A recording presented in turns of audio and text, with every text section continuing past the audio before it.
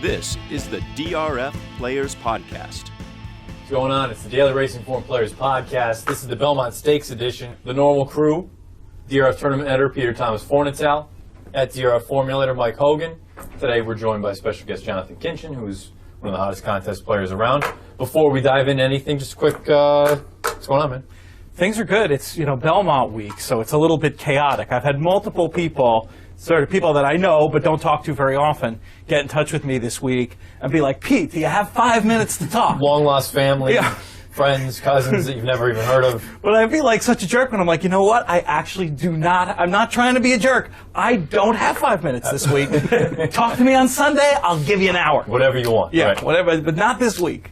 Mike, how you doing? Doing good. This is the first time visually people can put names to faces and whatnot. That's true. That's true. Well, They haven't seen Pete or I before, or you, or anything like That's that. true. I've been on the air a little bit, but yeah. And Mr. Kinchen, welcome back from New York. Yeah, I was here. A couple days ago, right? Yeah, I left. I got home Sunday after the Monmouth tournament, so quick turnaround. Last time I saw you, you were having yourself quite a weekend down at Churchill Downs. Yeah, you were there, then you sprinted away. Well, I had to. I know, but you missed out on the celebration. Missed out on the and the post-game. tip. Everyone that was with me got a tip. You missed the Oh, tip. well, I see it now. Yeah. Stuck around. All right, obviously the Belmont is the main topic of conversation for this one. But let's start off with Pete's forte, again, being the tournament editor. You've spoken to Jonathon, you've spoken to a bunch of other people. Let's do tournament talk. It's a normal segment we do. Again, this is for anybody that's never seen the show or never heard of the podcast. Those of you that listen to it normally, and this is still going to be up on iTunes, SoundCloud, on the website, Yes. the whole nine. But this is a special little thing, and maybe foreshadowing down the road. That's what we're going to do from now on. I think You like that? I think it sounds great. It's a good. I mean, it's kind of funny. These cameras are actually always in this room while we do the show, so it They're still never feels on. right. They're Yeah, just not the on. difference now is we have lights. Normally, the ambiance is fantastic. 3 guys in a room. It's really good stuff. A little Chianti, Right. some Candlelight, candles, maybe. Yeah. Romantic stuff. Let's do our normal tournament talk segment. We'll let you run. Absolutely. Yeah, so I wanted to talk to everybody about the new NHC rule changes, which is the big news in the tournament world this week.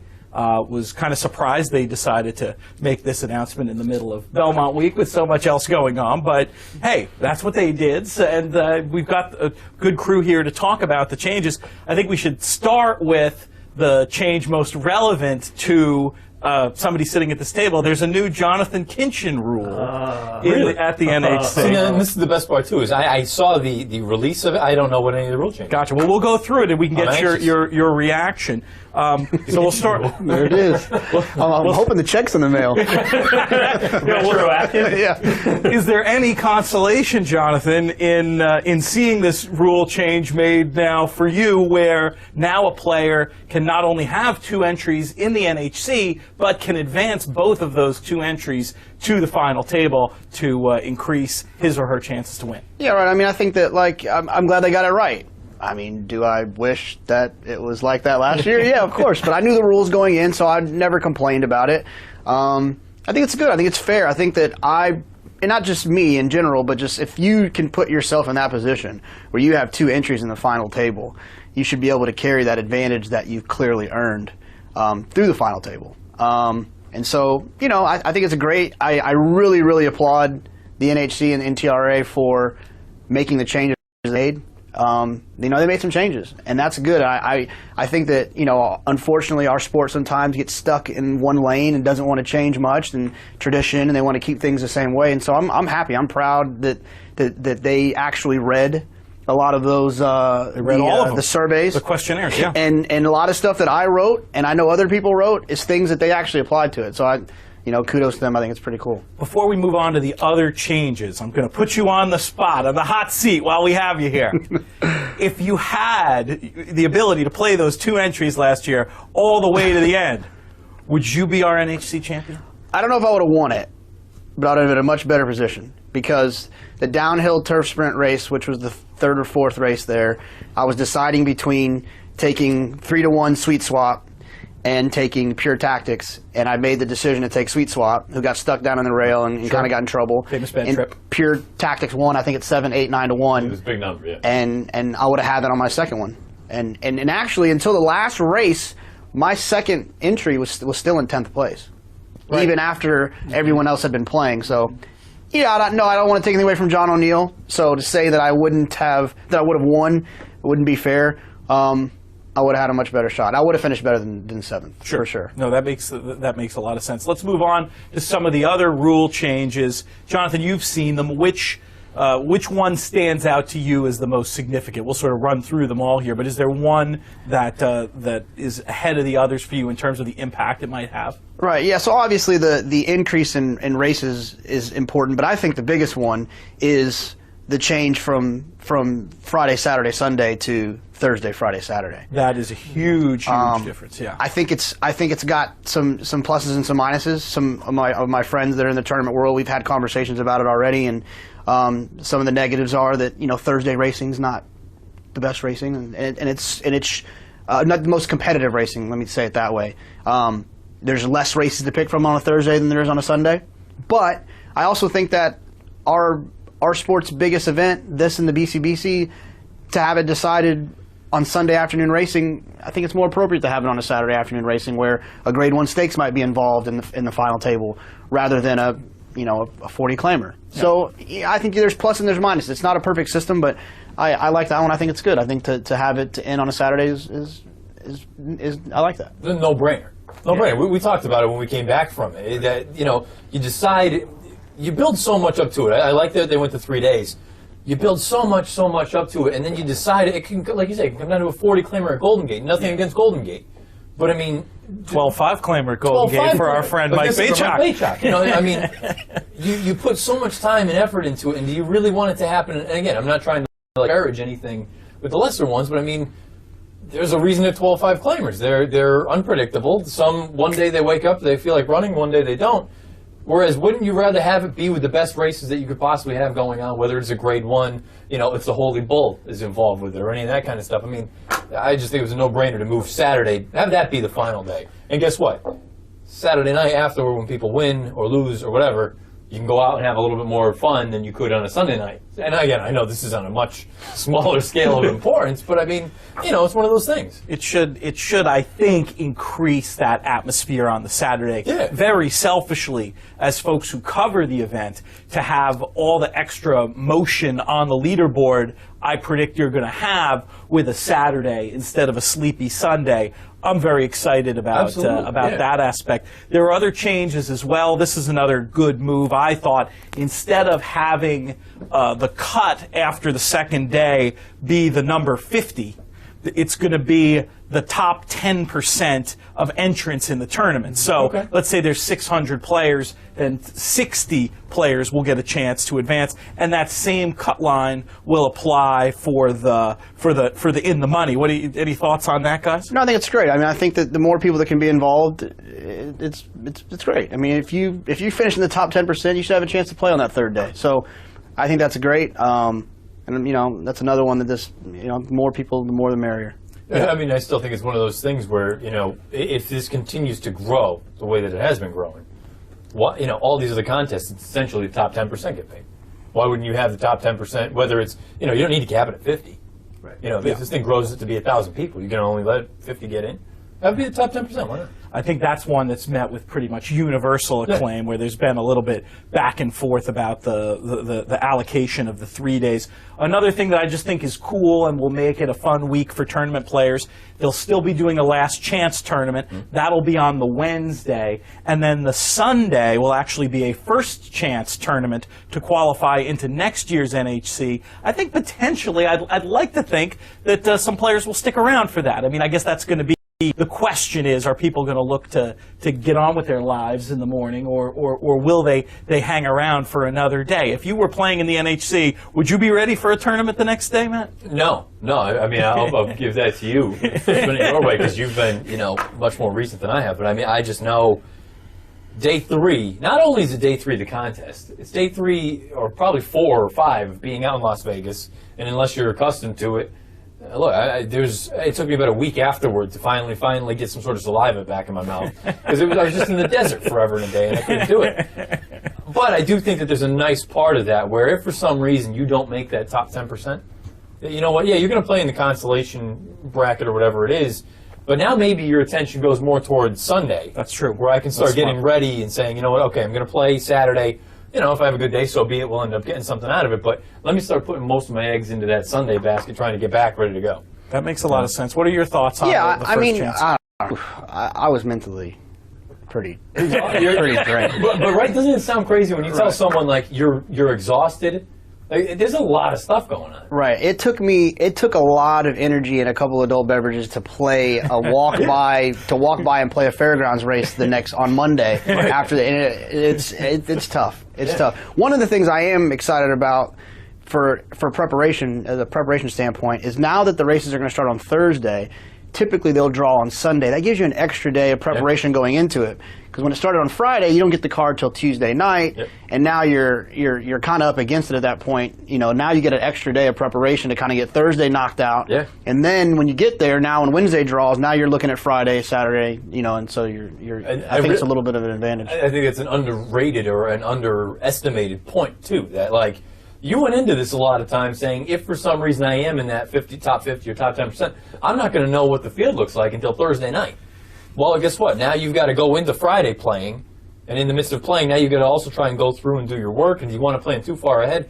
I think just on so many different levels, it makes much more sense to go, you know, Thursday, Friday, Saturday, and Friday, Saturday, Sunday. The other really big change that we definitely need to talk about, and this is one that from the questionnaires I read through was also met with universal approval, or will be met with universal approval, increasing the number of races, specifically optional races, on the contest's 2 first days. Last year you had 8 mandatories and 7 optionals. Going forward, 8 mandatories and 10 optionals on those first 2 days. More chances to pick your own races, fewer chances to have to deal with, you know, what is given to you. Matt, I can tell from your face you have some mixed thoughts on this. Let me hear the opposing point of view. I don't think, if it were me, I wouldn't have changed the overall number. I would have kept it at 15 and just gone 5 mandatory, 10 optional.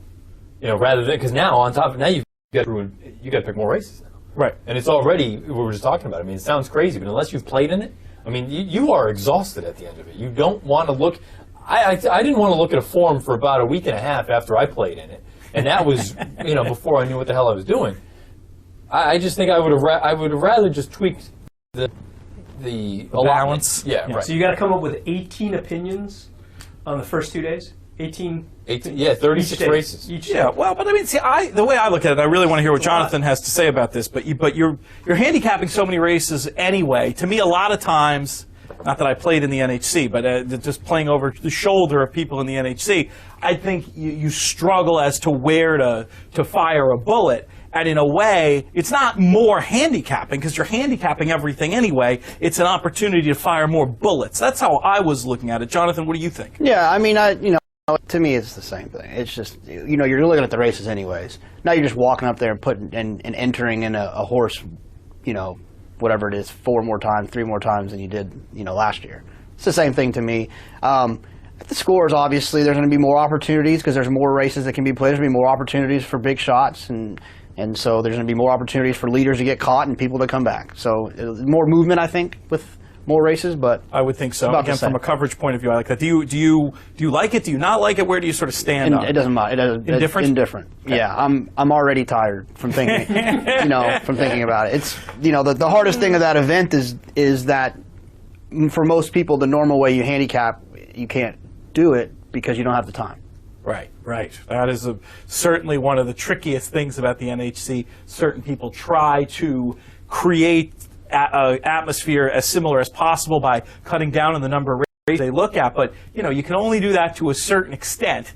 So it's, I think it's going to be interesting. And the biggest point I want to make about all this, and anybody listening or watching who has a dissenting opinion, I love how the NTRA and the Players Committee, specifically Chris Larmy, welcome feedback and how responsive they are to feedback. So anybody who has stuff to say, know that your voice will be heard. Probably not, obviously not so much right this second, but everyone who plays gets a chance to fill out that questionnaire. And I've been super duper impressed with the way they've responded to changes over the couple of years I've been following the NHC. I think it's just a very commendable practice, and people who don't agree with what's going on or have other ideas for changes, let them be heard. Know that somebody else probably feels just as strongly the exact opposite way that you do. Yeah. But I think they do a really good job going through and coming up with the best possible course forward on a year-to-year basis, knowing full well you can't please all the people all the time. Well, I mean, we even talked about it when we first came back, and I think this applies too. Where me saying, if I could have called the shots, I would have changed it. Where it's just 5 and 10. We said the amount of, I don't want to say backlash, but the amount of, complaints and you should do it this way, that the NCRA as a whole receives. I mean, everyone's going to have a different opinion. At the end of the day, I think they do a very good job of trying to find some sort of a balance between, not favoring one sort of play compared to another or anything like that. It's just, you're never going to have the perfect scenario. They listen, which is all you can ask, is that they're not just stonewalling you. They listen to what you have to say. And they try and make adjustments accordingly. And there's nothing too radical from one year to the next. I mean, I think that's the biggest thing, too. You do have big changes, but there's nothing that fundamentally changes the contest.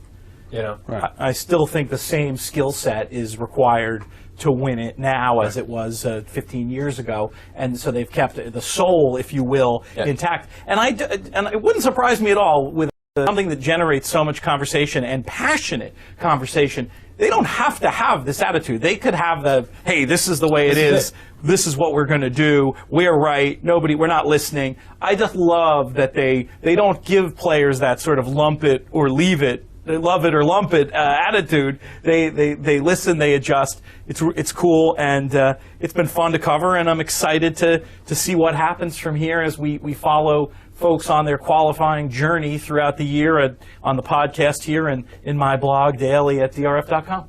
So that's our tournament segment for this week. Now let's get into the part that I think everyone, we brought up earlier on the podcast a couple weeks ago that I felt like these 2 weeks, you hear all the reporters talk about the Super Bowl, and you've got that week of dead time between, or 2 weeks really, because you've got the Pro Bowl in between.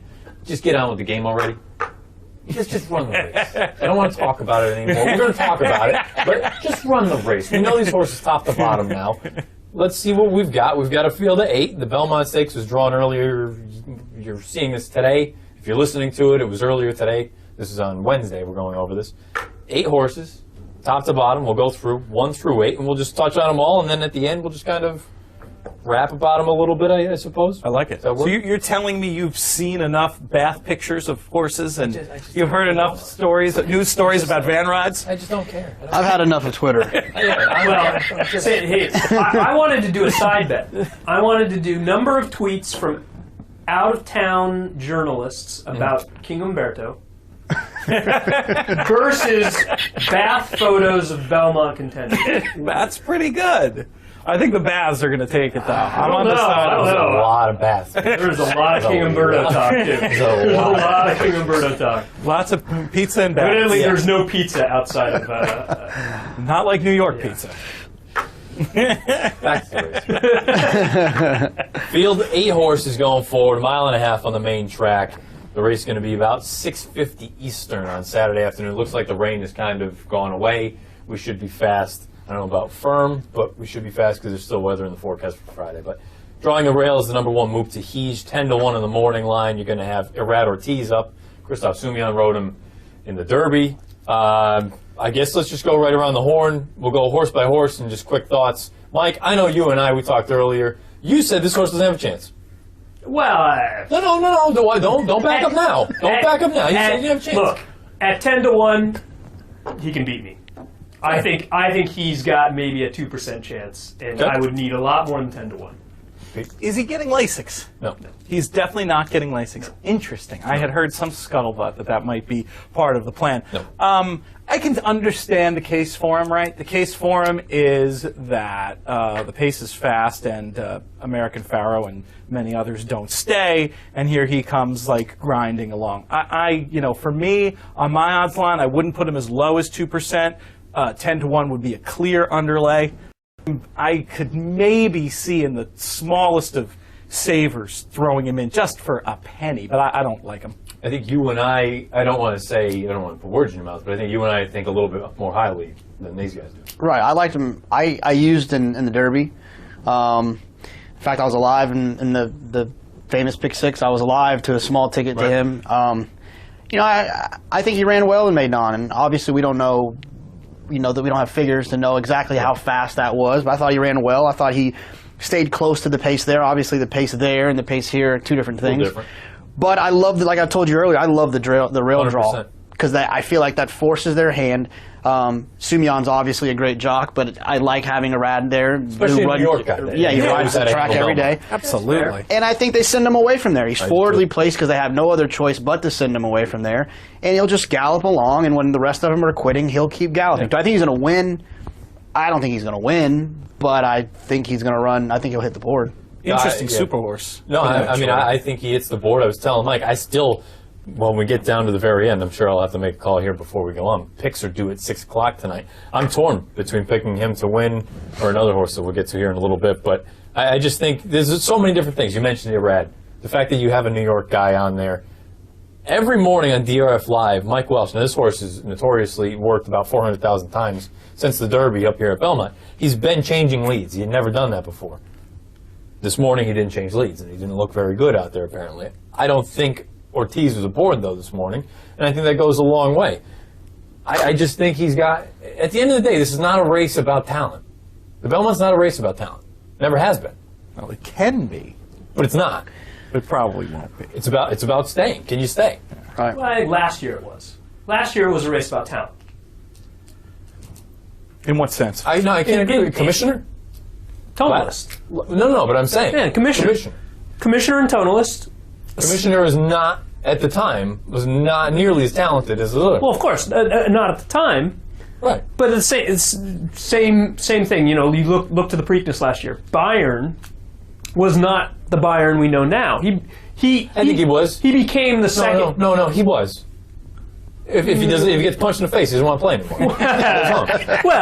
Yeah, but you didn't think that he was necessarily going to be the Haskell winner or the BC Classic winner. He was just not even the Woody Stevens winner, right? Or not even the Woody Stevens winner. I'm saying the cream sometimes does rise to the top, and I think you had Tonalist.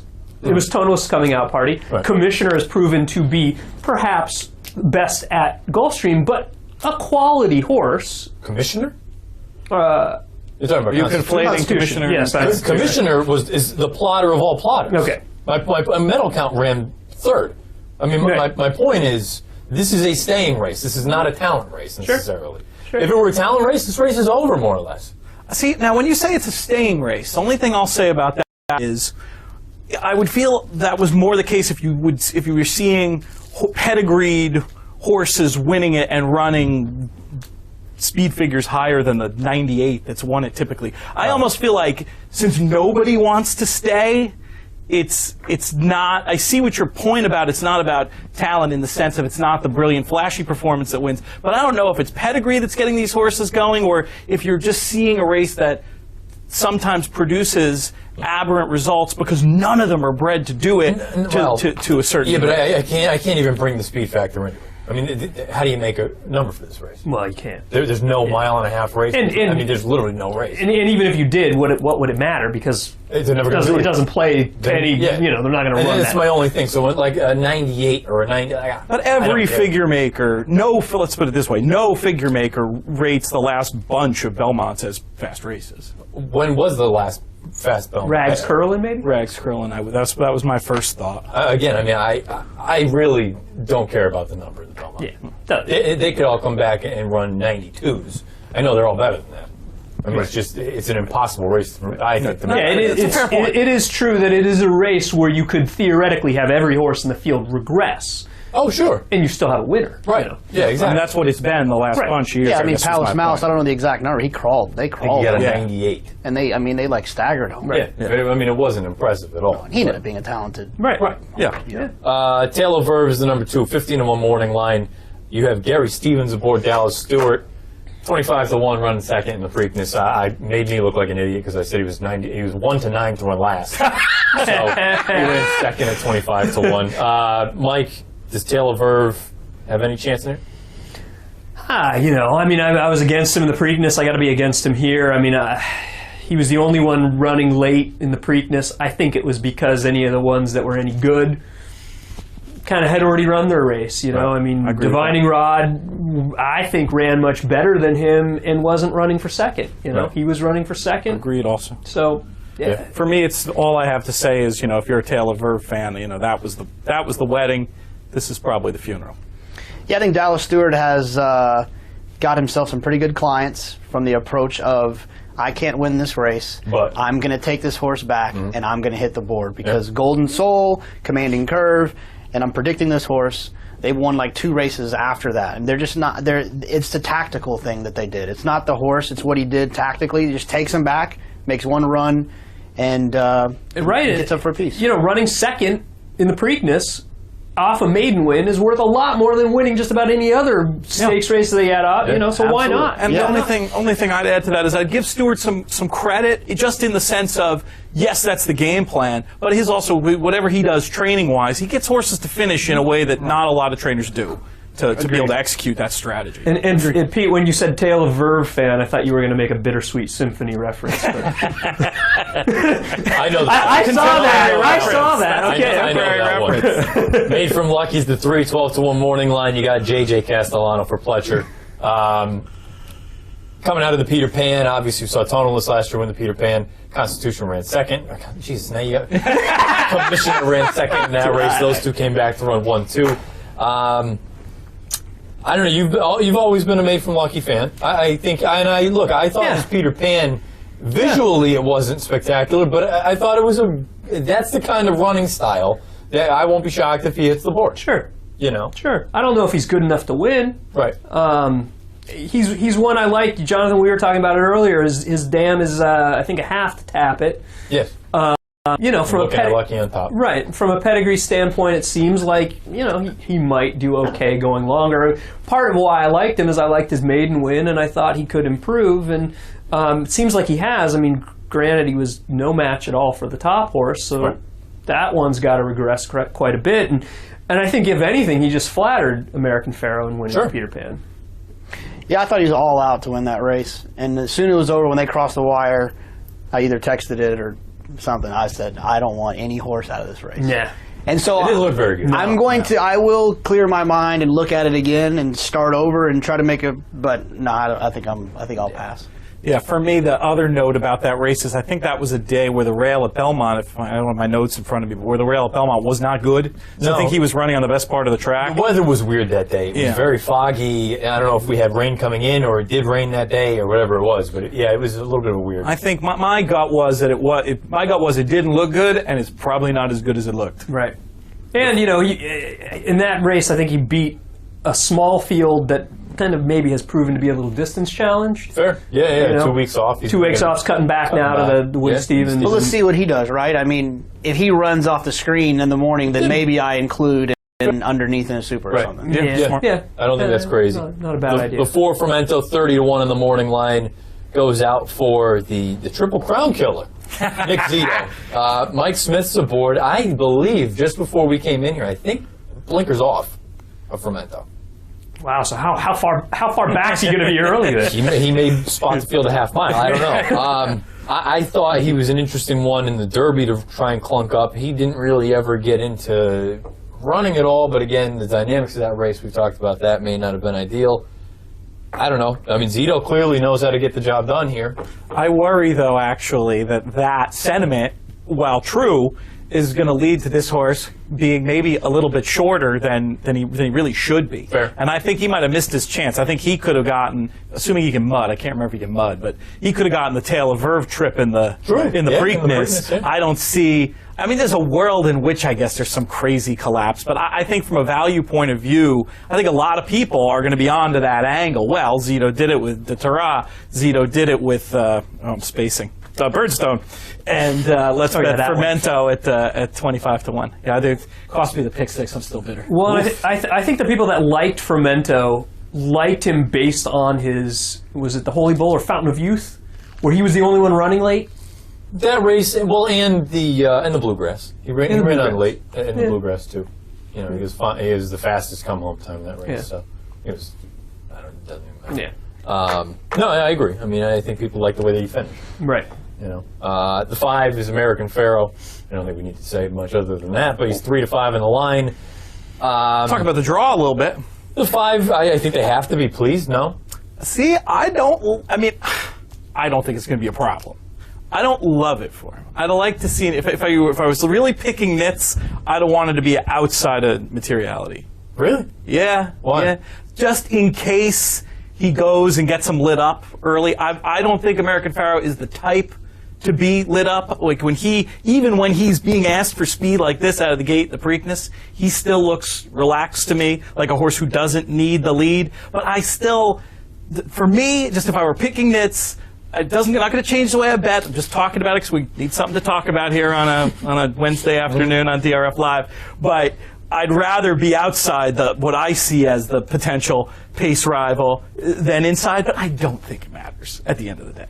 So you think because they're all looking at me like I'm crazy? Well, no, but you think there really would be a scenario where he's not on the lead? Yeah. This horse is on the lead. Right. I don't think there's any question. Well, I think I don't know. I think if he's in the 8 and he breaks away from there and someone goes to the front, I think Victor would sit off of him. Do you really? I do. Yeah, if he broke outside because he got that outside trip. That's why I'm happy about him being inside, because I've always felt the same thing I felt last year with California Chrome, especially in this race. Right. Go on with it. Yeah.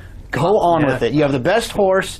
You'll run them off their feet, just like he did in Pimlico. You'll just go on with it. I really think last, or 2-3 weeks ago, whatever it was, when the instructions were so explicit, go. You're going to the front, no matter what. You got to go 22 to the quarter. You're going to the front. I think it's the same deal here. It probably is the same deal here, and I'm not saying it's wrong, but if it's literally 22 to the front, well, he ain't going to be able to finish, I don't think. The only advantage he'll have in here is who else can go that fast early on. See, I wonder, Materiality obviously has a lot more speed than he showed in the Derby. Is there a world in which he just rides to beat American Pharoah and hopes to hang on? Hang on to that. We'll come back to him. He's in the post-8. Okay. Frosted is the number 6. I think he's the one that most people are pointing toward as the most likely upsetter. He's 5-1 on the line. You've got Joel Rosario, rode tonalist last year, beat Victor Espinoza, all 9, da-da-da-da. Kieran knows how to train a Belmont winner. He had Jazzle. I've always loved Frosted. Picked him in the Derby. You and I were talking about it when we were there watching the Derby. I said it after the race that I thought he was far and away the best, and I'm saying that far and away. I thought he was much the best. Coming into this, all indications are he's just training, breathing fire. I fear he's going to be too short a price. Am I crazy? I think you're right. I think he goes off at 4. I think you're right. I think he becomes the clear second choice. Yeah. I think partly because people saw that he was one of the only ones moving late in the Derby. Whether it's true or not, I'm not sure it is, but there is a sense that the extra quarter mile just helps the closers, and he was the best closer in the Derby, so he's going to appreciate the extra distance. I don't know if that is really the case, but there's a lot of people that think that way. You're right on both counts. A lot of people think that, and I don't think so. It's not true, but it could be factored into the price. So I think there are going to be a lot of people that are thinking, okay, he was making up ground in the Derby. He gets an extra quarter mile here. If he had the quarter mile in the Derby, he would have passed him at some point. Right. There's that case made, and then you get, oh boy, I get, 5 times the price? $10, right. Yeah. The concern I have, too, is, and I don't know, obviously, some people buy into gallop outs more than others. Watched it again yesterday. He was a little bit quick to pull up at the end of the Derby, and it's not great. Yeah. He did a lot of running. He did a lot of running. Yeah, that's a good point. He really, Rosario got into him about half mile out. He ran the final half mile, but, boy, at a shortish number, I don't know, it's a little bit scary. I got to make my pick here sooner than later, and it's either going to be him or Muktij. But any other thoughts? Well, Jonathan, I know you did some very in-depth fractional analysis of the Derby, looking at what each horse ran, each different segment. In light of that specific analysis, where did you land on Frosted, or where are you right now? He came home fast. He came home. He was the fastest. He had the fastest. Last half mile. The problem that I kind of got to is that I think it was deceptive in the fact that it looked as if he covered a lot more ground than everyone else because of that move on the far turn, when in reality, he was within like 5 feet difference on Trackist between him and American Pharoah. I believe the final number ended up being 7. Yeah, 7. So, I mean, that's, they say 7 feet is about a length. So, and I think American Pharoah, in my opinion, American Pharoah ran the best race that day because he was on. He did most of the dirty work, and Frosted was running late. But I think it's not even close that he ran the second best race. Now, the other part about this horse comes down to where is Rosario going to have him in place? Because we talk about the closer idea in the Belmont. He has no chance in this race if he's running the way that he did in the Derby. I just don't think. He's got to fountain. He's ride him like he did in the fountain. Agreed completely. You got to have him up close, either sitting just off or. And I think that could be interesting. We'll get to Pletcher's other runner here in a minute to really we'll talk about the whole dynamics after that. The 7's Keen Ice, 20-1 on the line. Dale Romans. Look, I liked him to run 3rd or 4th in the Derby. He didn't get any pace, and that kind of compromised him. He ran very well. You've got the Sormo aboard. Mike, you like him a little bit here? I thought he ran sneaky good in the Derby. I thought, you look at the incrementals, really slow first quarter, but fast second, third, and fourth quarters before flattening out. He went a little wide, and he had to alter course a little bit. I mean, I don't know if he's good enough to win. He's got to improve a lot to win. Seems like he might, even though I just am sort of contradicting myself, he might appreciate the extra ground, even though he seems to be more of a stone closer. He's got to be a lot closer than he was in the Derby. Hey, at a big price, I can make a case for him hitting the board, and if craziness happens, I can even make a case for him taking down the top prize. But I don't know if I'd be playing it too heavily, right. But look, crazier things have happened. I was planning on leaving him off the multis. Okay. I think it's the kind of race where a lot of running could get done, or enough running could get done in the first mile that you see some plottier type horses coming for the 3rd and 4th in the Super. That's where I'd limit my use. I haven't seen enough to think he's going to be able to topple a horse like American Pharoah. Right. Yeah, and I think he's going to be overbet in the multis. You think so? Or in the exotics. Yeah, I just think, because he makes sense. When you're looking at it and you say, who do I need to round out this try or super? And it's like, you have to use Keen Ice. Yeah. And so does everyone else at the racetrack. So, and if American Pharoah and Frosted, or American Pharoah and Materiality run and Keen Ice runs, I think everyone's going to say, oh my gosh, I can't believe the super paid that, because it's going to be so low. Do you really think so? Because I think of him as a very similar horse to Fermento and Tale of Verve, and I feel like at least Tale of Verve, coming off of that second place finish in the Preakness, is going to be a little bit more overbet or overplayed in the multis and the lower rungs of the tries and the supers than a horse like Keen Ice might. I completely agree about Tale of Verve. I disagree about Fermento. I think Fermento will be forgotten. So? Now I think his win odds might be a little bit lower than they should be, because people are doing the Zito thing. Sure. But I don't think in the 3rd and the 4th place spots or 2nd place spots of supers and tries, I think he'll be a little bit higher value. Probably, higher than the other two. The other thing too is, we talk about staying, and you look at the pedigree on this one. You got Curlin, you got an awesome again. Damn, this is, if you could ever draw a distance on dirt, it's something like in the modern this, world, right? No one's ever accused Romans of not having a horse that'll stay on. Right. And the Dam, I don't know if you've done that deep, but the Dams have to. I think she might have only raced once, but she's have to Coldplay, who was a decent. Okay. Decent horse. Yeah. And there are some other staying stakes winners in that family that, and that's what you got to do with a lot of these that are going to run 12 furlongs, probably the only time in their career. The only thing that kills me about him is and it's not because he's owned by Donegal and he's trained by Romans. I just keep seeing Delahan. And Delahan, we know, again, he was so far back, he just didn't pick his feet up. Yeah. Now, this is a much more dirt sort of pedigree or running kind of horse than Delahan was, but I don't know. In an 8-horse field, I don't know. We'll find out. He's going to be a number if you like him. The 8's Materiality, 6-1 the morning line. Pletcher's other runner, Johnny V, gets back aboard. He was on him in the Florida Derby. Castellano was on him in the Kentucky Derby. I don't know. The outside post for me with this one, I think a lot of people think the race goes through Materiality. Agree, disagree? The race flow, I think, Right. goes through materiality indubitably. You think so? I sure do. Who else could possibly run anywhere close to pushing American Pharaoh early? Well, then I think it's still, I don't know that you necessarily want to take him completely out of it, but it goes back to what Jonathan even brought up with a couple of them, whether it's Mubtahish or it's Frosted. I mean, Frosted doesn't have to be coming from 150 out of it. He just happened to be in the wood and in the Derby. I mean, you go back to those races in Florida, he was up on the engine, or just sitting just off. Sitting just off, right? Mubtahish, I know again, you got to keep in mind too, there's some differences in that UAE Derby with, the standing start and all that other garbage, and how the actual fractions may not have been as slow as they actually look. You got to take like 2 seconds off for run-up time estimate, I'd say. DeCock has come out and said that this is a horse who has more speed. He has more speed than he showed in Kentucky, and he said also that he just thinks that the horse, which we've talked about, I know you and I talked about it, and maybe those horses just didn't really appreciate the surface at Churchill that day. He said he seems to be enjoying Belmont much more than.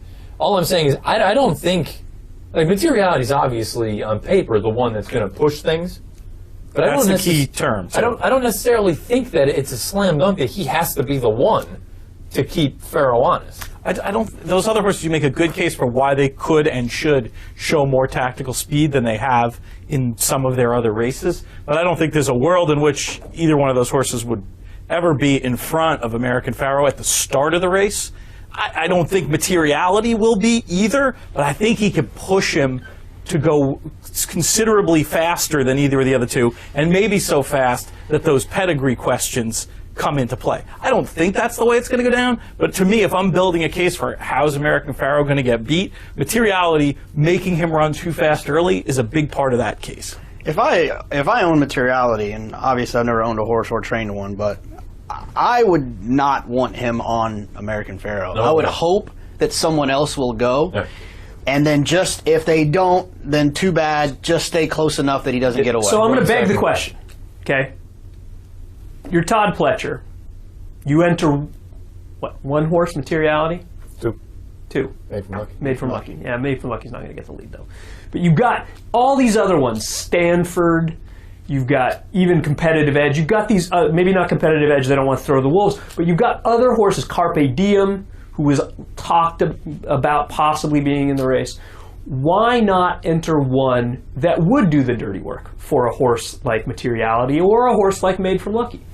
So here's my thought about Stanford is, and maybe I'm wrong, maybe I'm guessing, but Coolmore owns Stanford, right? Yeah. They bought a piece, right? Yeah, well, I believe it's cool. Right, so they also own the breeding rights to American Pharaoh. Right. I wouldn't want Okay. Let's get that one. Yeah. That kind of ruins a little investment they made. But yeah, no, I guess Windstar and they stand the sire, right? Yeah, but they could still send Carpe Diem, but he ran really bad in the Derby. Right. He's probably not right. Yeah, I would imagine. Now, thinking the other way. But I mean, is it just because it's frowned upon these days? Like, why not? You're Todd Pletcher. You got a million horses. You got a maiden. Why not? He's run? not going to care about frowned upon in the Belmont. Right? Why not? Stakes. Why not run? We've seen one? jockey colonies, collaborate to keep Triple Crowns from happening. Nobody's going to think why not ill of a rabbit. Run one that is essentially there just to do. I would argue that he doesn't have one. Not a single 3-year-old in this barn. I mean, Competitive Edge, right? 2 weeks off. Why not just season 3 and 5? 2 weeks off, even. I mean, 2 weeks off, he entered against Competitive That's Edge. a good horse. But he had no excuse. You don't want to ruin him. He had no excuse in the Peter Pan, I didn't think. Well, maybe the distance. I think, and that's the thing. I don't think you don't want to ruin a good horse by making him just going and throwing him to the wolves and hoping. Look, for all we know, maybe this horse is just an absolute freak, and it doesn't matter what you throw at him. American Pharaoh's still going to win. I would be very hesitant to. I thought if you're going to do it with a horse like, I hate to just throw, but like Blame Jim, Battle Red, Tap Key. I mean, there's all these, Right, but those horses just aren't fast enough to bother American Pharaoh. Yeah. And that's the only reason I brought up Blame Jim, because he's a sprinter. Yeah. I know he can go 45 to the half if you really want. But then at that point, you're asking like another one of your owners to potentially ruin their horse for and that's your other client's horse. The politics and the training style are opposed to it. I just think it's. I don't know. It'll be very interesting to see. Those are the horses 1 through 8. How do you really think the race is run? Do you think it's as simple as American Pharoah, materiality just off? I think American Pharoah goes to the front and improves his position. So you think he wins?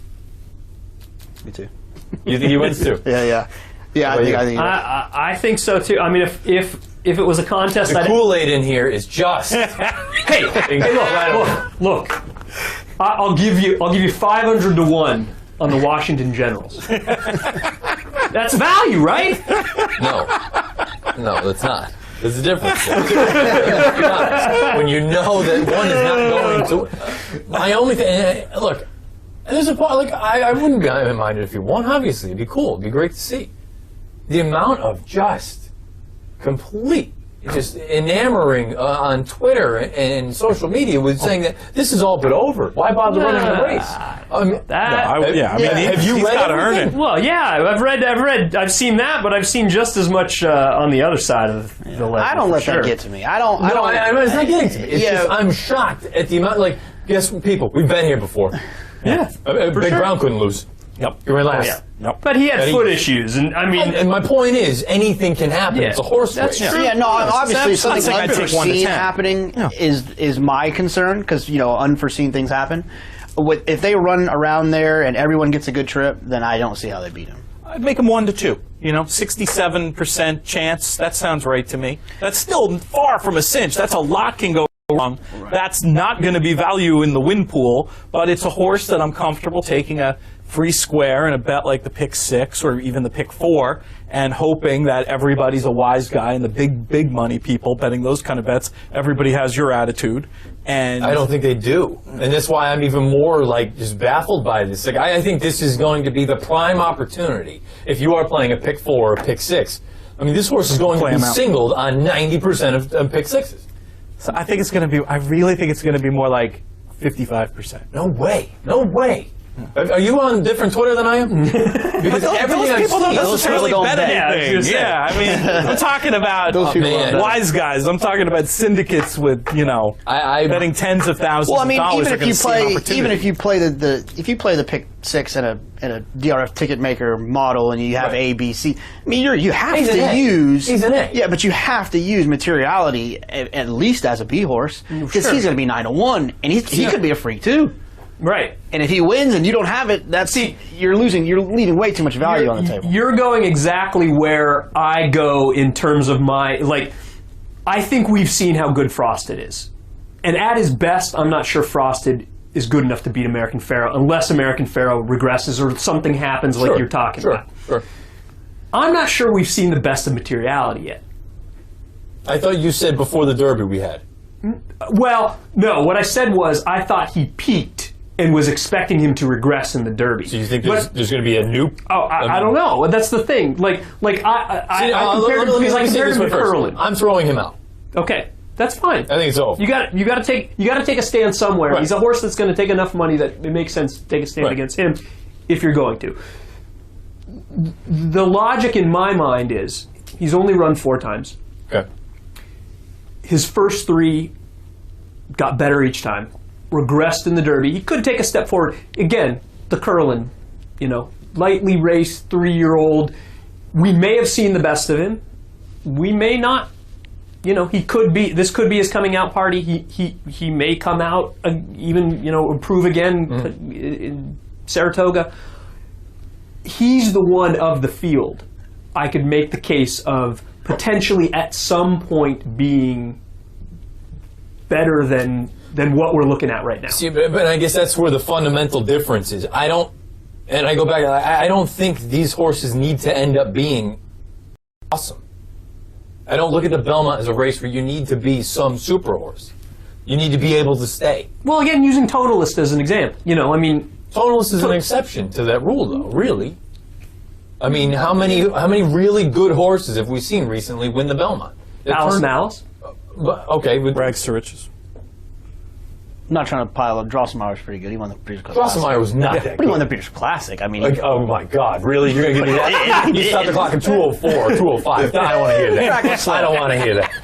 How many really good horses have we seen win the Belmont? Rags to Riches, she was good. I don't know how good she was. She never ran again. Right. Okay, Curlin, he almost won. He was really good. Yeah. At Tonalist, I think he's really good. Other than, I mean, you've got the Taras, you've got Jazzles, you've got way. Yeah, but you had the Taras and Jazzles in years where, look at the rest of that field. Look at the rest of this field. I mean, really. You have a 2-year-old champion who has won every race as a 3-year-old. Okay, you didn't have that with. But my point is, Tara. With these other. Well, no, but I mean, you had Triple Crowns on the line. Well, sure. I mean, yeah. It's not. But my only point is, this is not. You had a horse that didn't show up. Dunk. Granted, right. If American Pharaoh doesn't show up and he runs like Big Brown, yeah, you're going to have somebody else beat him. Even if he runs his race, it's not a slam dunk. California Chrome ran his race. Did he really? Oh, I don't know if you want to go there. I don't know if you want to go there. He runs his race. And that's he ran his race. No. I'm talking about American Pharaoh, not California Chrome. Yeah, California Chrome. American Pharaoh runs his race. You guys don't think California Chrome ran his race? No. And that's actually one of the reasons why he wasn't ridden aggressively enough. Yeah, he cut his foot half off. And he was wide. He ran great. He should have went to the front. I'm not even a He didn't poop before the race. Excuse me, he ran his race. This is totally objective. I never liked the horse until after that race. He got beat. I'm serious. He got beat by a horse that was more talented, and he got beat by 2 horses that could outstay him. Done. He wasn't ridden right. I mean, Victor lost by 2 lengths. I mean, that's a race where 2 lengths with half a foot. They run that race 10 times. You get maybe 8 or 10 different. Yeah, outcomes. You already have expressed your opinion of Commissioner. If he gets Commissioner's trip, he wins the race. I don't believe that. I don't believe that. If he gets Commissioner's trip, Tonalist is going to win that race. Tonalist was far and away the best horse in that race. Can we detour for a second? Go ahead. We've reviewed the field. I know everybody is very, very concerned about where we stand in our Triple Crown challenge. Oh, no. You've won. Do you guys have any horses even entered in the Belmont? Because I've got the top 3 betting choices, I right? ceded it to you. I have the top 3 betting choices. I know. I have Keenan. Yeah. Okay. But you won't even catch him with Keenan. You won't even make a case with it. So we're going to have a Mike Hogan bobblehead doll. Mike Hogan wins. We're going to have a bobblehead doll of Mike Hogan coming up very soon. We got to do the research on and getting that $20 done. each, right? No, we said bobblehead. $20 first, and then we went bobblehead. Enjoy your bobblehead. I thought it was cash and bobblehead. I don't care about the bobblehead. That's just more crap I have to move. I live in a Manhattan apartment. You leave it on your desk. We got a Twitter question about how to play Belmont Day with a $300 to $500 bankroll. My thought would be the pick 4. My thought would be, it depends. It always depends on your opinion. But I figure about like the pick 4, you could get action for a good amount of races, focus on the best part of the card, and then just depending on what your opinion is, have a chance to make some money. I have an alternative opinion, but one of you guys will probably come up with it. So anybody else with some ideas on how to spend $300 to $500? Well, when you're talking about the Belmont Day, you're talking more than just the Belmont Stakes. Because I would not necessarily anchor my wagering around Belmont Stakes. I'm assuming from the question, though, that the Belmont Stakes should be in the answer. Should be. But, answer it however you like. Well, for me, it comes down to the opinions. If I had a strong opinion in another leg, especially a strong opinion at a price, or even a strong opinion, like you at Churchill on Derby Day, I loved Tepin, I loved Divisadero. Center your opinions around horses like that. Then build out your multis. Go to the strongest opinion, build out a pick 4 from there, so you get a combination of action and equity. Yeah. What about you, Jonathan? That's definitely what I would do. I would DRF ticket maker a pick 4, and that's what I do. That's what I would do. If you have an opinion, a skinny opinion in the early part of the pick 6, maybe play your all A ticket and maybe single the first leg of the pick 6, and do something small. Maybe try to put together a $48 ticket or something, just in case it goes well, and then great.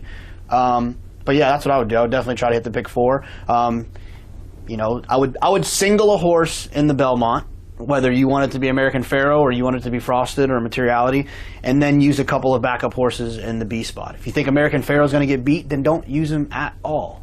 See, that's the thing for me. Is with the Belmont, it's either you're all in or you're off. Right. Completely. Because you're wasting combinations on him, and if he wins and you use him as a backup as a B ticket, you're just gonna you're hedging to catch very little. Here's the other thing, and this is what the other part of my plan of singling him is the one bet I can pretty much guarantee you on the day is going to be any horse not named American Pharoah in the win pool in the Belmont. So if I'm alive in my pick 4, single to Pharoah, I'll have a chance to look at the horses, look at the odds. You can pretty much guarantee that, at least in some theoretical term, half the field in the Belmont is going to be quote-unquote value, probably a value loser, but value nonetheless. So that's going to be part of my plan going in. Because, you're going to have minimum $500,000, maybe $1 million in souvenir ticket money bet on this horse. Guaranteed under. Right, exactly. Even if he wins, you're going to have how much in uncashed tickets in the win pool? I can't. That'll be if he wins.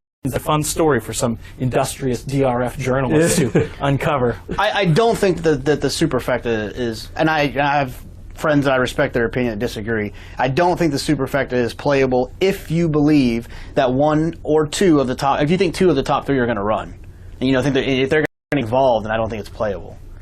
If American Pharoah, I guess unless you beat American Pharoah, then maybe you have some value there. But even if he runs second, I'm sure if Frosted wins and it comes American Pharaoh, Materiality, and Tale of Verb, I'd get a 30-1 in there, though. Well, it depends. It depends on how deep you want to go.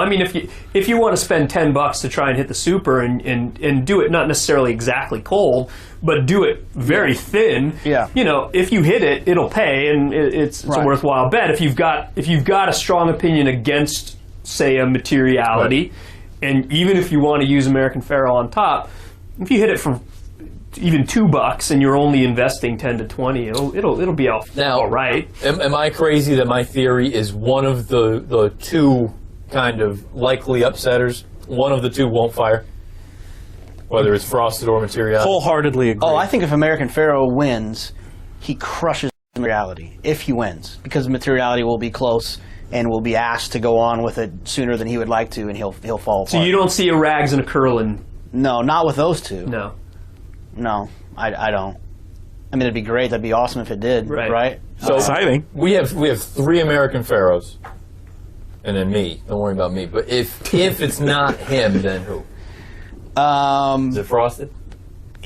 Yes, but for the sake of being I think Muktahij will present much more value.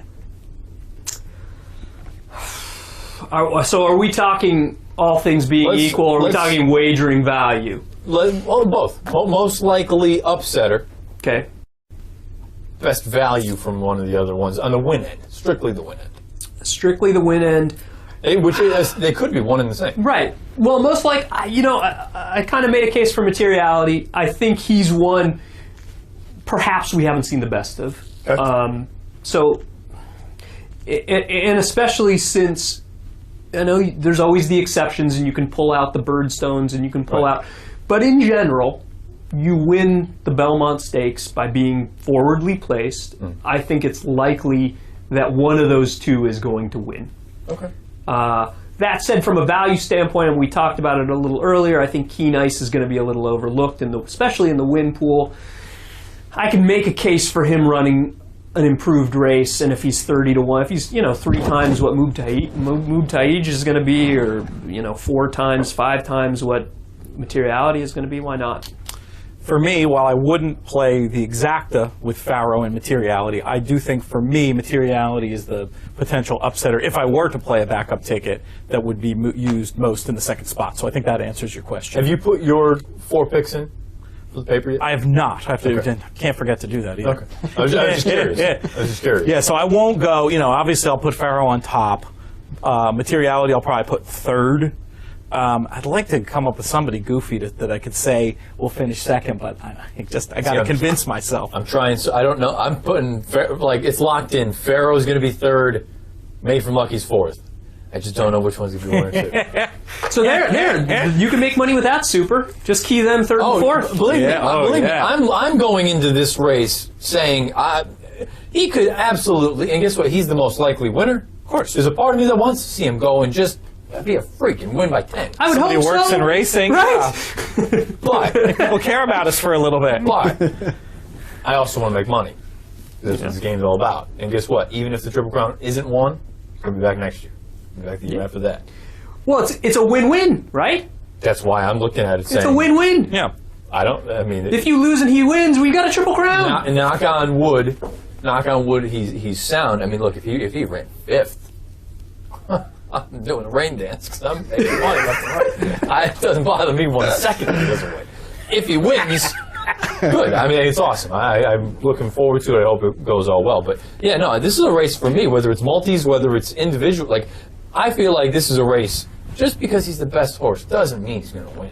Well, Best horse loses all the time. You know, and I think the great equalizer is that 1.5 miles. I just can't and it may prove to be nothing, but Yankee Gentleman on the bottom half, it's always stuck with me. Boy, that's a long way to go. And the other thing is, this is a lot of racing for a horse in a short amount of time. We've always talked about how, you know, he got back onto the scene late and showing up in the Rebel. And it was then he had the Arkansas Derby, which was a week after all the other preps, and even 2 weeks after some of them, the Florida Derby, UAE. So he kind of had the fitness advantage going into the Derby. Well, guess what? Then you also ran the Preakness on top of it, and now you're going to reel back 3 weeks later. This is going to be 5 races at 4 different tracks in 4 different states. Some people make the argument that this is a good thing, that he's cranked and he doesn't have time to really... Yeah, might have one more in him. You know, and maybe he does. I'm looking at it the other way, saying, you know, maybe some of these horses now that it's going to be essentially second off the layoff, whether it is, you know, Frosted, I'm just drawing a line through that, the race where he flipped his pallet. So really, this is going to be his 3rd start off the layoff. Muktahee's just going to be 2nd start off the layoff, and now he's had, you know, and the other part too is he had quarantine, he had all that other garbage that he went through at Arlington, and now you know, maybe, like Mike was saying, maybe it's materiality. You get a little bit of a breather. You know, he didn't run the Preakness. Now he's maybe sitting on his best effort. I just think that, boy, there's a lot of things that, to me, that look at it. 2 to 5 is insane. If he is 2 to 5, I think he goes off 3 to 5. I think it was a great. This morning line, by the way, I think is fantastic. Eric Donovan. He does a great job.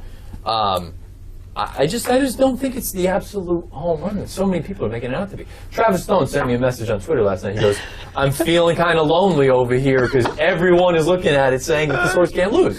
He goes, I'm feeling lonely on this side of things. We have a group chat. He assaults me in the group chat. He calls me a Pharaoh fanatic or something. Yeah. There's 2 things that are kind of helping me get over the hump of some of the things you brought up.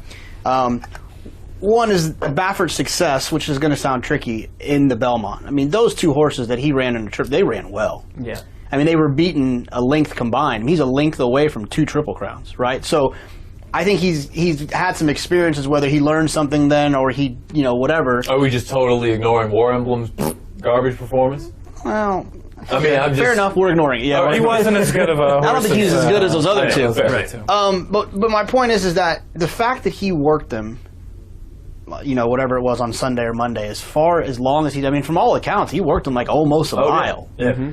And the fact that he did that, they obviously didn't feel like the lemon was squeezed dry or whatever. He's not pinning his ears and grabbing the bit on one of these over-the-top horses. And that's the other thing, exactly what Pete's saying, is that in every race he's run in, we've never said American throws rank. He's never fighting the jock. He just shuts off.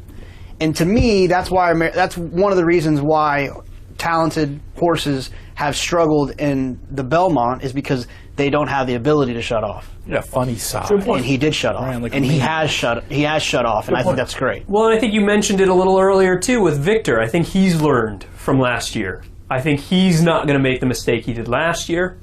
You know, so there are reasons. I mean, look, you don't need many reasons to bet against a horse at 3 to 5. Right. You're going to get paid if you're right.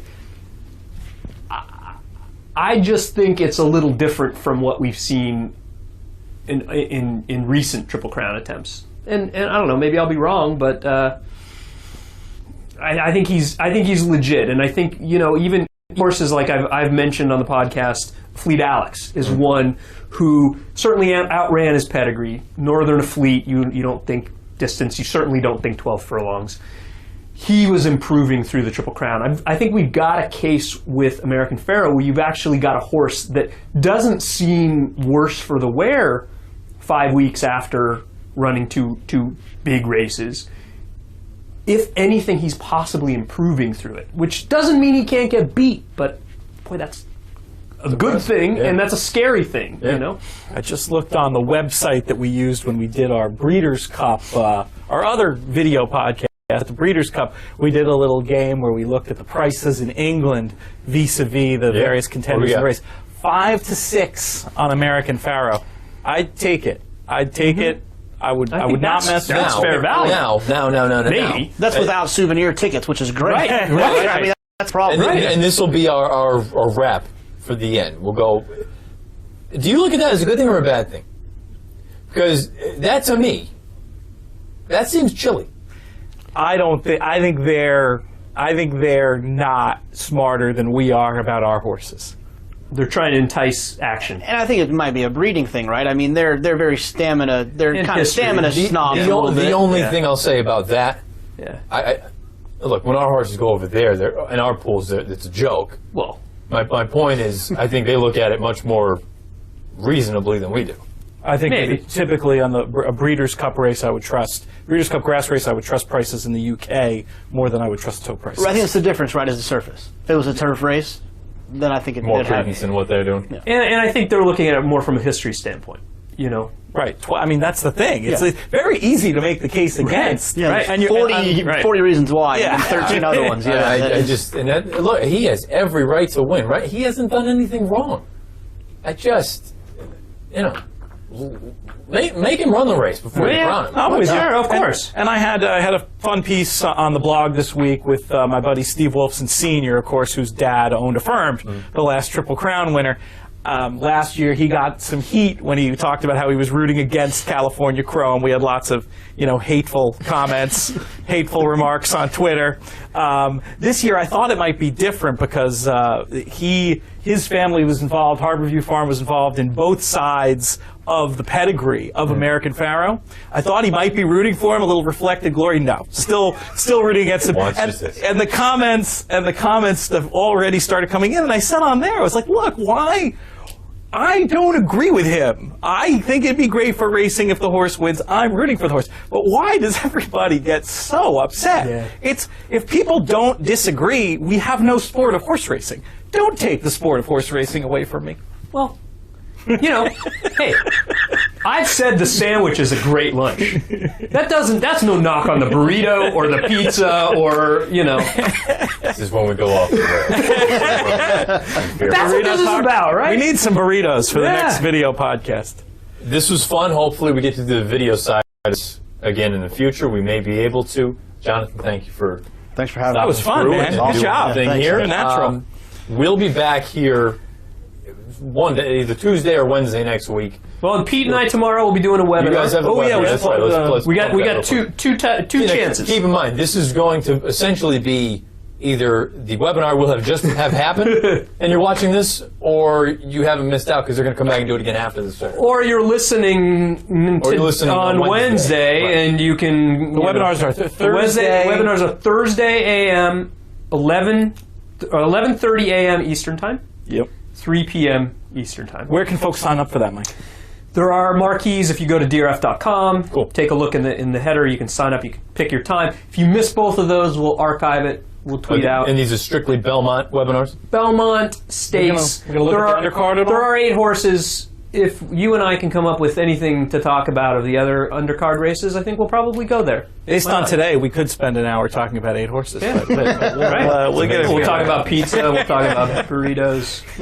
We'll be back, the three of us, next week to chop up everything that goes on. Best of luck to all of you listening and watching on Saturday afternoon as American Pharoah runs for history and tries to put himself in the record books as the first Triple Crown winner since 1978.